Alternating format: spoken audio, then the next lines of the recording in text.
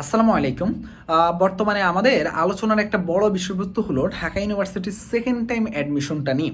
তো আমার কাছে অনেক বেশি আসলে এই বিষয়টা নিয়ে মেসেজ আসার কারণে আমার কাছে মনে হলো যে এটা নিয়ে ছোট্ট কিছু কথা বলা উচিত।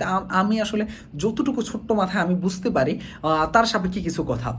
প্রথম কথা হলো যে বর্তমানে শুধু বাংলাদেশ না, বাংলাদেশের বাইরে অন্যান্য অনেক বিশ্ববিদ্যালয় রয়েছে। বাংলাদেশের বাইরে বলতে গেলে প্রায় যত বড় বড় বিশ্ববিদ্যালয় আমরা দেখি, সব বিশ্ববিদ্যালয়ে সেকেন্ড টাইম না, শুধু মানে কয়েকবার ভর্তি পরীক্ষার সুযোগ থাকে। তাহলে বাংলাদেশের ঢাকা বিশ্ববিদ্যালয়ে এই যে সেকেন্ড টাইম নিয়ে যে কথাটা উঠতেছে, এটা অযৌক্তিক বা এটা আসলে কোনোভাবে যায় না, এই জিনিসটা তো আসলে বলা কখনোই সম্ভব না। প্রথম কথা হলো যে আমরা যে সেকেন্ড টাইমটা দিতে চাচ্ছি না, এটার কারণ কি? এটার কারণ হলো যে কয়েকটা কারণ তাদের চোখে দেখা যায় যে প্রথমবার যারা পরীক্ষা দিচ্ছে তারা ওই পরিমাণ সুযোগ পাচ্ছে না, অথবা সিট নষ্ট হচ্ছে।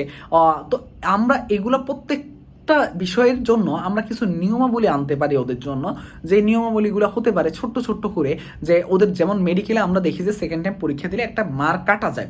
তো এই মার্ক কাটা যাওয়ার কারণে আবার দেখা যায় যে যারা একটা মেডিকেলে ভর্তি হয়ে থেকে সে যখন আবার পরীক্ষা দেয় তাহলে তার আরও বেশি মার্ক কাটা যায়। তো এইখানে এই নিয়মটা যদি এইভাবে করা যায় যে যে একজন শিক্ষার্থী যখন সে কোনো বিশ্ববিদ্যালয়ে ভর্তি আছে, যেহেতু সিট নষ্টের বিষয়টা আসতেছে, সে তো তাহলে ওই বিশ্ববিদ্যালয়ে ভর্তি থেকে কখনো এই পরীক্ষা অ্যাটেন্ড করতে পারবে না। এটা হতে পারে যেহেতু সিট নষ্ট হবে।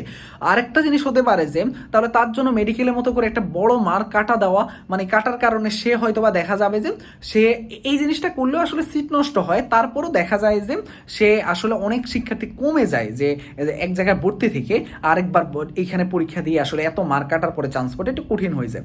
তবে সেকেন্ড টাইম যারা পরীক্ষা দিবে তাদের ক্ষেত্রে একটা নির্দিষ্ট পরিমাণ 3, 4, 5 যেই কোনো একটা নির্দিষ্ট পরিমাণ মার্ক যদি কেটে প্রথমবারের শিক্ষার্থীদের সাথে বসানো হয়, তাহলে এটা যেমন প্রথমবারের শিক্ষার্থীরাদের সাথে এটা একেবারে যে খারাপ কিছু হবে এমন না, কারণ ওরাও দ্বিতীয়বার আবার গিয়ে সুযোগ পাবে এই জিনিসটা। কারণ প্রথমবার যে পরীক্ষা দিলেই যে চান্স পাবে বা প্রথমবার যে সব কিছু ঠিক, অনেকে অসুস্থতা থেকে শুরু করে বিভিন্ন বিষয় নিয়ে কিন্তু অনেকের অনেক প্রবলেম থাকে, যে পরীক্ষা যে আসলে সব সময় যে একটা এক্সাম দিয়ে যে সব কিছু মূল্যায়ন হয় বিষয়টা মোটেও তা না।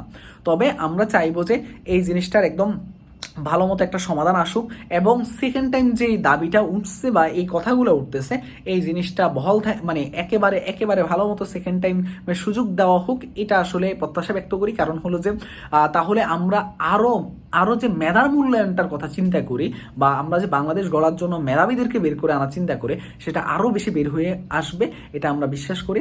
তো আশা করব যে এই জিনিসটা খুব দ্রুত একটা সুষ্ঠু সমাধান আসবে। আল্লাহ হাফেজ।